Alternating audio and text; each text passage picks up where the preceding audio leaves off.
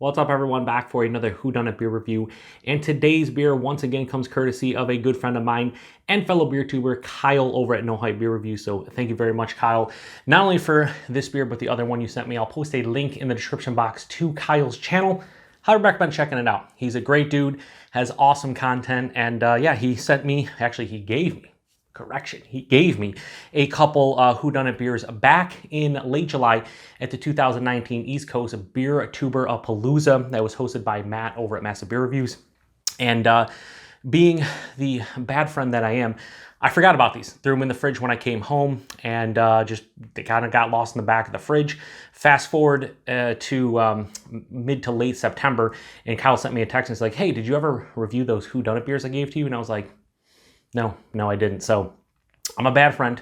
I'm a bad person, but I reviewed the first one he gave me last week, and I'm reviewing this one this week. The good thing about Whodunit beers, though, is that it doesn't really matter like the freshness of it and all the whole nine when it comes to the beer like you do a regular review, because I am judging it based on my palate and what's in the can or bottle currently. So we should be okay, but I still want to apologize to Kyle for forgetting about these beers. I should have got to him sooner, and I didn't, so that's on this guy. But we're doing them now.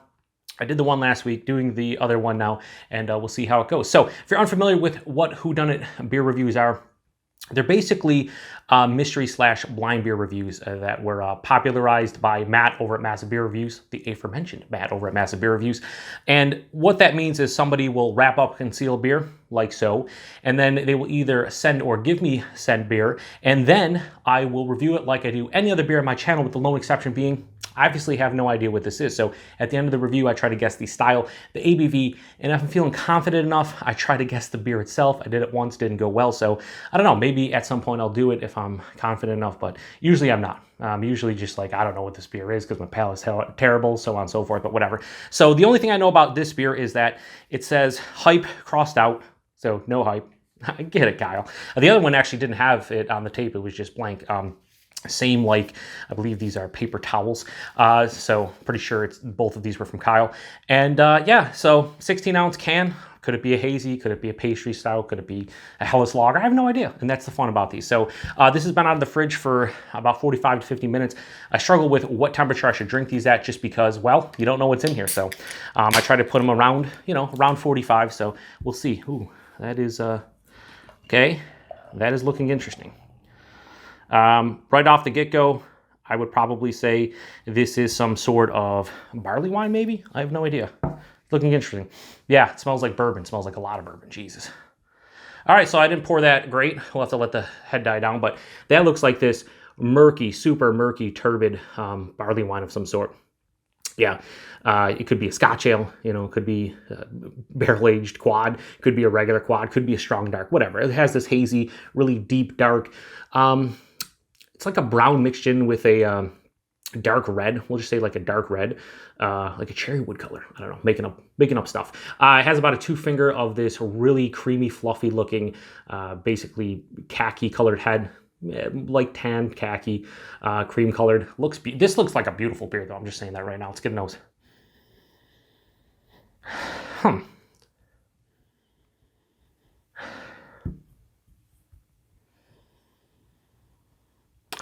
Interesting.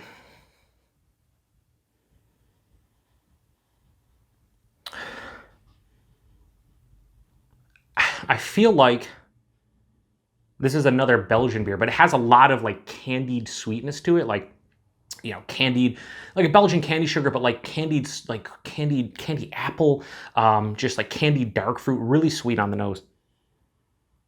Definitely smells barrel aged to some extent. Caramel, toffee, butterscotch, really big on the caramel or the malt presence of this one. No hop aromas at all. I want to say I'm getting a touch of like a Belgian yeast strain of some sort, but not positive. This is where the Whodunit mystery blind beer reviews go south for me, because when the nose, and this is the thing, again, this is 45, 50 minutes out of the fridge. I think with the insulation of the paper towels, I think the problem is that these do not warm up as much as I'd like. This is probably drinking closer to 50. I'd rather want these in the 55, 60 range if a beer is like this, but what can you do? Yeah, so there's a lot. This could be a quad. It's gonna be a Belgian strong dark. It's gonna be a big English barley wine. I'm not set on that this is a Belgian beer. I'm set on this is a big beer though. Some kind of big, sweet, just dark mess of a beer that's actually smells pretty good. Anyway, I can't get much more into it, so let's get much more out of it. So let's get into it. Cheers, everybody, and thanks again, Kyle.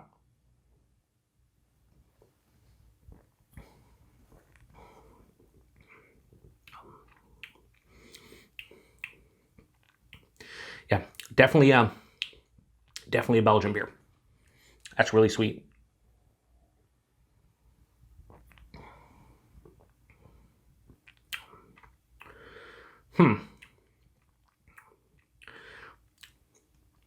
I'm getting so last week's beer, spoilers. It was a bourbon barrel quad from Boulevard, the bourbon barrel quad. I'm getting similar characteristics in this one, but this one doesn't seem as spicy as that, and this has more complexity to the malt. So first things first, the body on this is thick, syrupy, it's rich. This is a bigger beer. It's definitely a bigger beer. The mouthfeel, very soft, smooth, somewhat creamy. There is carbonation here, but it has such a nice, has like a proper, I would say like Belgian quad type of influence to it. A lot of that caramel butterscotch, caramel toffee butterscotch. Halfway through the palate, like mid palate, there's this Belgian yeast component, a little spiciness, like a little bit of like a clove thing going on. Finish is slightly dry, but more to the sweet side. I'm really detecting no heat on the palate, but just from the body itself, a little bit of warming in the stomach. I would peg this around 9.5 to 10%. That's what I would guess. If there is a barrel here, this might be like, this does not seem, I'm trying to, on my palate right now, I'm just trying to think.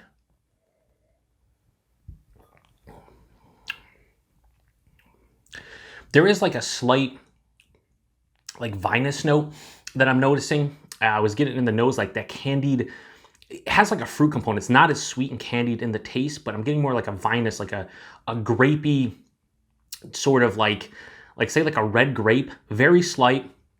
It hits me. There's a little bit of acidity on the palate. I don't know. As you can see, I'm drinking this quite easily. Oh, I have no idea. Okay, so this is tougher than last. I was pretty confident last week's was a Belgian strong dark or a Belgian quad, and I thought that it didn't necessarily have a barrel influence, like a specific barrel influence. I was getting oak tannins on the palate, so I wasn't necessarily 100% confident that it was barrel aged. Ended up being a bourbon barrel aged quad. I was close. I was happy with how I did. I think I'm going to fail miserably this week, but as well say about this beer, I'm really enjoying this. I would give this like a low 4.25 out of 5. I'd go like 4.15. We'll go 4.2 out of 5. I really like the body and mouthfeel. I like the rich, deep malt component of this one. Very complex. That caramel, toffee, butterscotch thing going on. Dark fruits. I really like it. The thing that's kind of thrown me off a little bit is that I think there's a barrel component in this one. And like I said, I'm getting like a slight vinous thing. I would think more maybe a red wine or a wine barrel in general. I don't think a cognac. No, I'm gonna say this is what I'm gonna say. I'll just go with this. 9.5%. I don't think it's quite. I'm gonna go 9.5%. I think this is a wine barrel aged quad. That'd be my guess. Whatever. 9.5% wine barrel aged Belgian style quad. That's all I got. It looks crazy. I'm going to be dead wrong, and it's okay. It's okay, because sometimes your palate can fail. And if you're me, it fails all the time. So let's see what we got going on here. This is a really nice beer, though. I enjoy it. The drinkability of it's nice. Let's see what we got going on here. Gang. Now, he wrapped the crap out of the bottom. I can't even see it. All right, so look. God damn. It just so happens to be wine barrel aged 3 philosophers. So I wasn't thinking necessarily 3 philosophers. I actually have a can of this. And actually for my 600th review, the plan was to do base 3 philosophers, bourbon barrel philosophers and wine barrel. I cannot find, at the time of I'm recording this, I cannot find bourbon three philosophers, although I'm going to Rochester this weekend, so I'm hoping that they have a can kicking around. But yeah, so this is wine barrel three philosophers. So this is a blend of quadruple ale and Belgian Creek ale with cherries, aged in red wine barrels. Canned on date. It says Best Buy. Okay, here it is, 5/28/19. So at the time of review right now, this is about 4.5 months old. What is the ABV on these? I think these, I remember Kyle reviewing this, 9.3%. So I have, every time I do this, I get goosebumps in my body, and like, it doesn't matter, right? I'm just reviewing beer on YouTube. But I said 9.5% wine barrel aged Belgian style quad, and it is a 9.3% wine barrel aged Belgian style quad. Now, I didn't pick up on the Belgian Creek aspects with the cherries, but I told you I was getting like a vinous thing, right? And it hit me later in the review. Like, I was like, it's just weird. I'm getting like this oak tannin dryness, but I'm getting like this vinous, like grapey thing going on, definitely from the wine barrels. But it wasn't that big. It was, very subtle and subdued, but it was noticeable. The cherries, I said dark fruit. That's just, a catch-all. It could be fucking 10 different, 20 different fruits, right? So when I said that it was dark fruits, I didn't say cherries today. I said cherries last week. I wouldn't necessarily say cherries. And again, this is Base 3 Philosophers is a Belgian-style quad that is blended with, I think it's like 3 or 5% of a Creek with cherries. So, I mean, I don't think 0.2% off on the ABV, but I pretty much nailed the style. This palate is immaculate. That's all I gotta say. It's immaculate. No, I'm so happy. God damn. Now I'm happy, but here's the thing. I'm kind of bummed because now I'm gonna go into that 3 Philosophers triple comparison, and yeah, I already know what this one tastes like. I'm gonna have it fresh on palate, but I guess that'll be fun. Now, I remember Kyle at the time of this review. Kyle reviewed this maybe like a month or two ago. I can't remember. It was definitely at least a month ago, and he had a question, 9.3%. I think regular 3 Philosophers is 9.7, 9.5, something like that. So yeah, it says serve at 50, which I think this is, so I guess I'm serving at the correct temperature. So yeah, it's weird that this is wine barrel aged 3 Philosophers, and somehow it's like 0.4% less than the regular 3 Philosophers. I don't even know how that works. Are they brewing a different 3 Philosophers to put in the barrels? Like, I have no idea. That would be a question that Amagay would have to answer. But for me, you know what? This video has probably went too long, but I'm stoked. So at the end of the day, you have wine barrel aged 3 Philosophers. It's a 9.3% wine barrel aged quad that is blended with, base is blended with Creek with cherries. I said 9.5% wine barrel aged Belgian style quad. I did pretty good. I'm super happy with it. And yeah, it's awesome. Thanks for giving me this one, Kyle.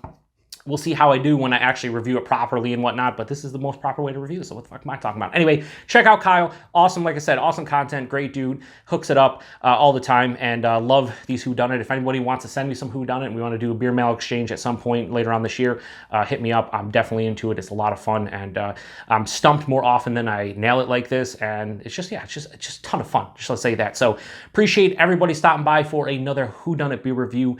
I don't have any more, like I said, so we'll see if any more of these happen before the end of the year, but hopefully they do. Appreciate everybody stopping by. To the next one. Oh yeah, so the one thing I didn't say, this is like a regular review. No, I did say, right, that I could, really not a lot of booze on the palate, just in the stomach. This is a deceptive 9.3% bourbon barrel aged quad. I think it drinks around like 8%, so like 1.5% lower. If you like base 3 Philosophers, I say give this a go. It's a different take on 3 Philosophers, clearly, but I do enjoy it. I love the nuanced characteristics of the actual wine barrel. It's not in your face. At least it wasn't my face. And I remember Kyle reviewing it, and I think he also was like, "Hey, you're just getting a little bit of the wine, not big." But I like that aspect of it. I like that it's not overbearing. Anyway, appreciate everybody stopping by. To the next one. Cheers. This is the first review of the day. And I can't do English. I can't do it. I can't do English. Right now I can't do it. I can't do it otherwise. I can't do it. Cheers.